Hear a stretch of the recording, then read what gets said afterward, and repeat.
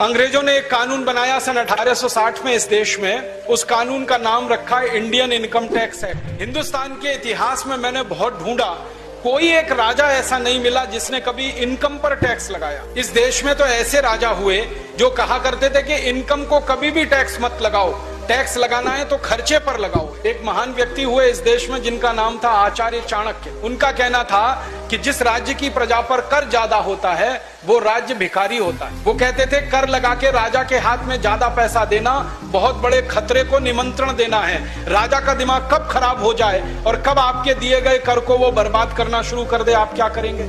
इसलिए कहते थे पैसे लोगों के हाथ में रहने चाहिए, समाज के पास रहने चाहिए, राजा के पास कम से कम पैसे आने चाहिए, इसलिए कर कम से कम होना चाहिए। तो उन्होंने ये व्यवस्था दी थी।